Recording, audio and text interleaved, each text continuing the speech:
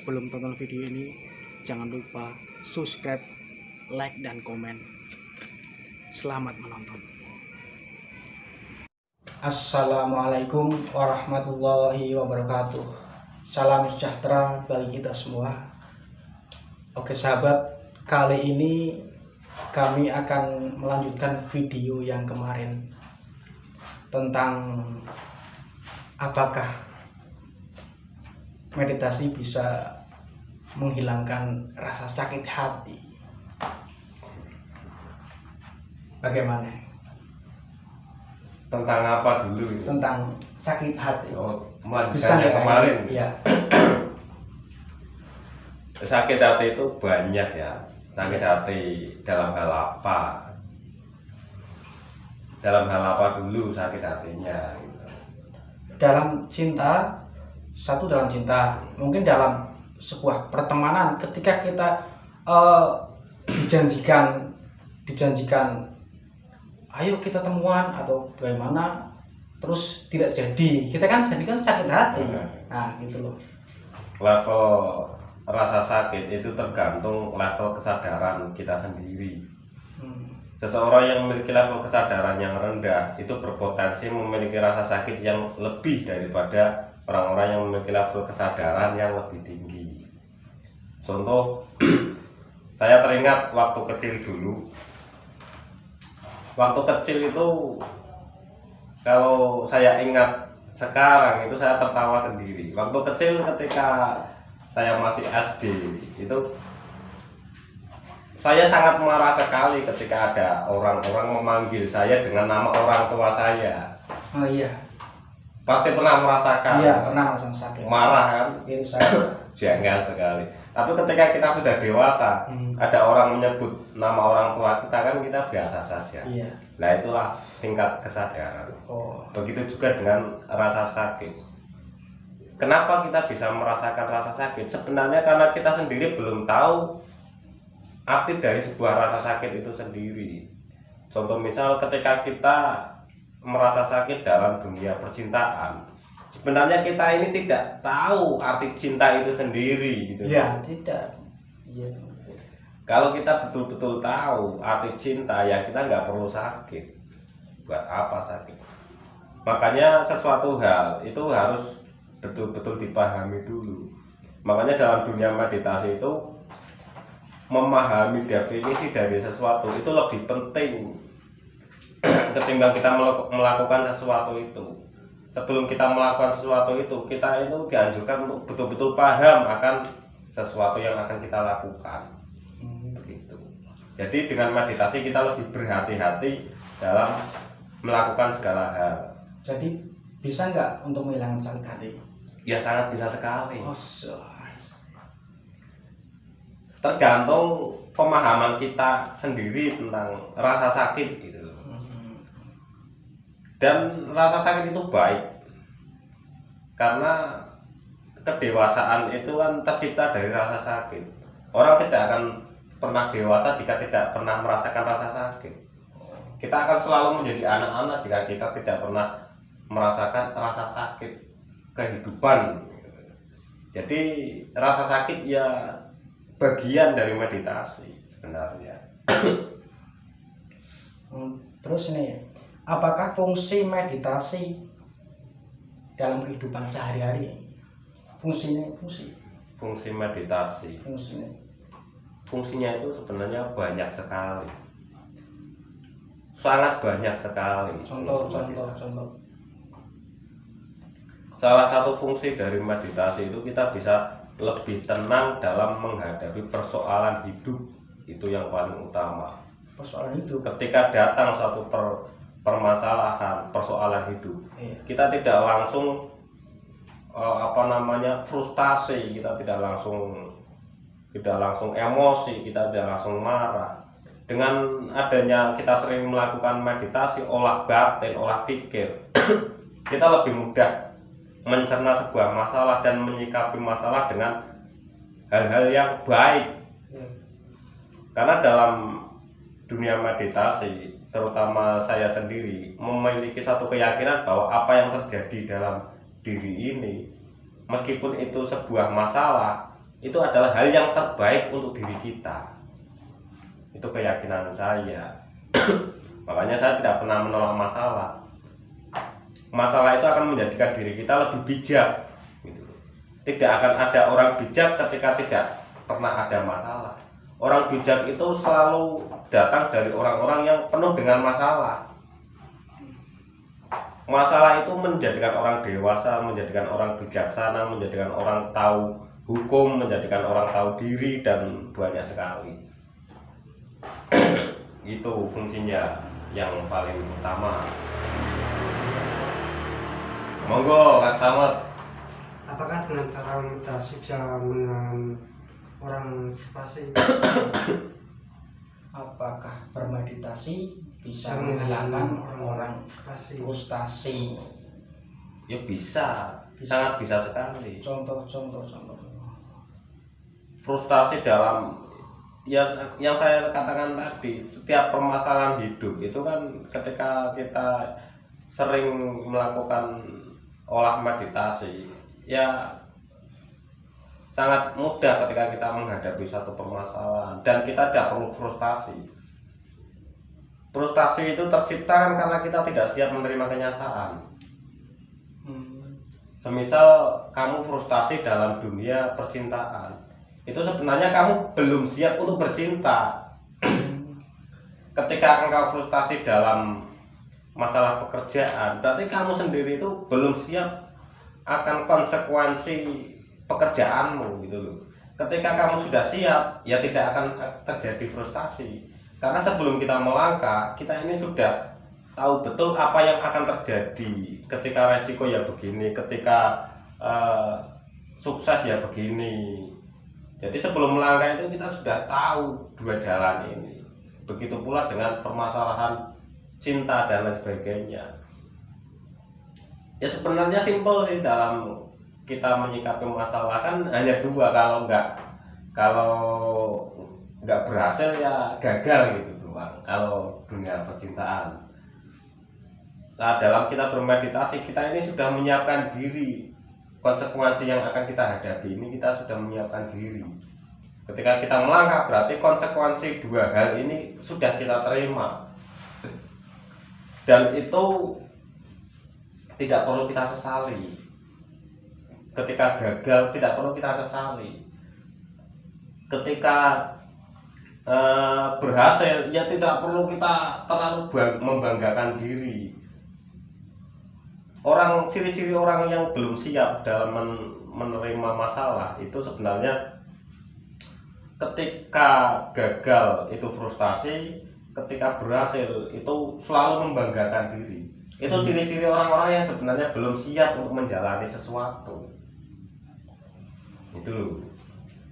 Jadi dengan kita memahami pikiran kita ini betul-betul paham konsekuensi hidup ini, kita paham, dan apapun yang akan terjadi ke depan kita ini sudah siap secara mental, batin maupun secara fisik.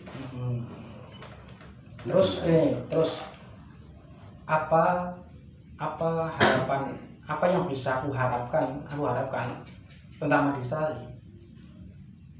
Harapan apa maksudnya? Maksudnya yang bisa diharapkan dari bermeditasi. Ya tergantung kembali kepada dirimu sendiri. Kalau harapan itu kembalinya ke dalam dirimu. Untuk apa kamu bermeditasi? Harapan bermeditasi itu tidak beda jauh dengan tujuan bermeditasi itu. Sebenarnya pertanyaannya yang paling tepat itu bukan harapan kita ketika kita bermeditasi, tapi bagaimana cara melakukan meditasi yang benar agar harapan kita tercapai. Itu loh. Bukan harapan bermeditasi bisa begini, begitu, begini, enggak. Kebanyakan orang kan berharap sesuatu dari melakukan sesuatu. Biar begini, biar contoh orang meditasi itu berharap agar bisa kaya, bisa sukses, bisa bahagia, bisa berhasil dalam satu tujuan. itu keliru kalau menurut saya, kurang tepat lah. Yang harus perlu kita pertanyakan itu bukan harapannya, tapi caranya kita dulu itu sudah betul apa belum. Caranya bermeditasi. Kalau soal meditasi bisa membuat kita sukses, kaya, bahagia, itu kembali lagi definisi tentang kesuksesan, definisi tentang kekayaan, definisi tentang kebahagiaan. Orang dalam level kesadaran yang rendah, kesadaran awal itu, kesadaran dasar itu yang pernah saya terangkan kemarin, itu menganggap orang sukses itu kalau banyak uang, ya kan? Kalau banyak uang, dapat pasangan yang cantik, dipandang orang memiliki pangkat, itu dianggap sukses. Itu level yang paling rendah sebenarnya dalam tatanan meditasi. Orang-orang seperti itu kalau saya mengatakannya Dalam pandangan meditasi bagaimana? ya lucu saja. Lucu. Lucu. Karena seperti saya mengingat masa kecil dulu, ketika saya sudah dewasa mengingat masa kecil kan lucu sekali. Kenapa harus marah? Diajak teman kenapa harus marah? Dibilangin orang tua kenapa harus marah? Kalau kita mengingat masa kecil dulu kan lucu, kita nggak marah malah lucu.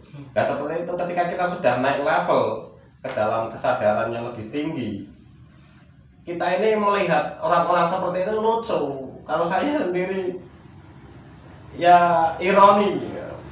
Melihat orang-orang bangga sukses dengan kekayaan, dengan pasangan, dengan jabatan, itu kan saya sendiri lucu gitu loh. Apa yang dibanggakan? Kita ini sama, saya, kamu, semua ini kan sama, hanya tulang dan daging, tergantung kesadaran kembalinya. Terus cara terbaik untuk belajar meditasi, cara terbaik. Cara terbaik ya harus melalui guru yang baik. Tanpa seorang guru yang baik, meditasi ini hanya sebuah rutinitas yang membosankan, lama-lama bosan.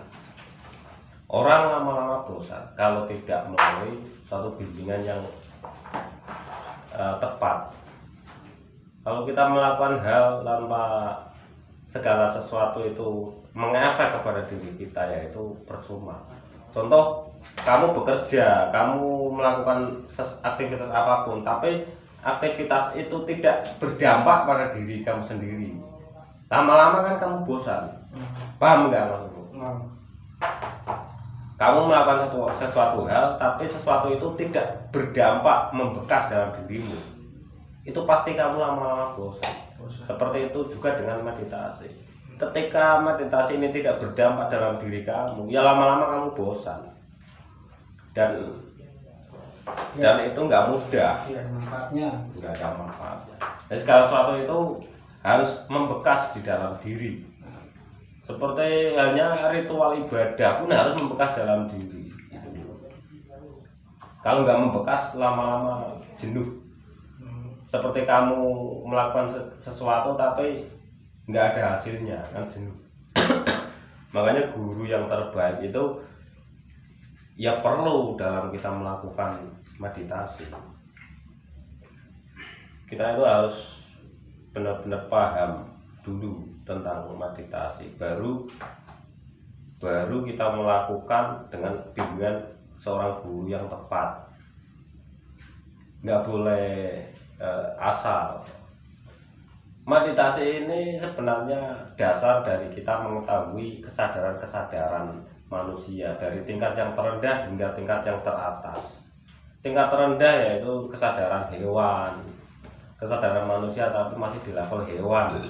Bahkan ada yang lebih rendah lagi, yaitu di level, kalau agama yang menyebutnya seperti sifat setan, betul-betul tidak memiliki pri kemanusiaan. Itu level kesadaran yang sangat rendah sekali. Kejahatan apapun di muka bumi ini itu terjadi kan karena adanya suatu perbedaan sebenarnya. Contohnya begini, kenapa ada seorang pencuri? Kira-kira kenapa ada seorang pencuri? Karena membutuhkan. Karena butuh kan. Betul. Lah kebutuhan itu terjadi karena adanya kesenjangan sosial. Adanya orang yang mencuri karena kebutuhannya mendesak sehingga ia mencuri. Adanya perampok karena kekurangan sehingga ia merampok. Adanya penipu itu karena sifat kurang di dalam diri ini masih kental. Saya tidak mengatakan kekurangan ini sama dengan orang yang miskin, berbeda. Sifat kurang ini semua manusia ini mempunyai sifat kurang. Orang kaya pun bahkan mungkin lebih banyak sifat kurangnya ketimbang orang miskin. Kenyataannya koruptor-koruptor di dunia ini kan dilakukan oleh orang-orang yang sebenarnya sudah berkecukupan. Nah ini dalam level tingkat meditasi, sifat kurang ini sangat berbahaya sekali. Kesenjangan sosial ini juga sangat berbahaya sekali.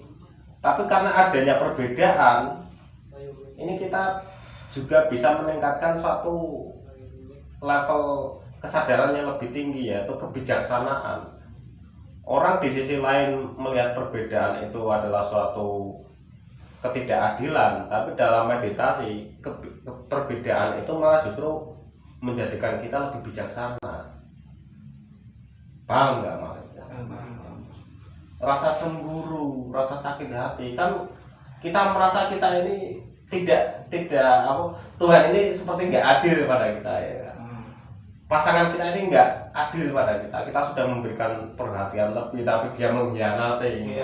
Nah itu rasa perbedaan ke dalam diri inilah yang menjadikan potensi manusia cenderung melakukan hal-hal yang negatif, jahat.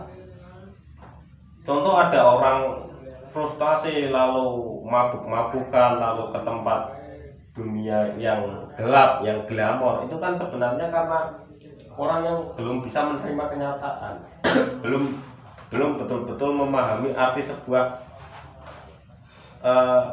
perbedaan, arti sebuah keadilan. Kalau kita menarik ke dalam diri, ya sebenarnya segala hal yang kita alami ini baik, nggak ada yang buruk. Masalah ini baik, nggak ada masalah yang buruk. Tanamkan dalam hati kita, setiap masalah ini baik. Kalau setiap masalah ini sudah baik, ya kita tidak akan pernah frustasi.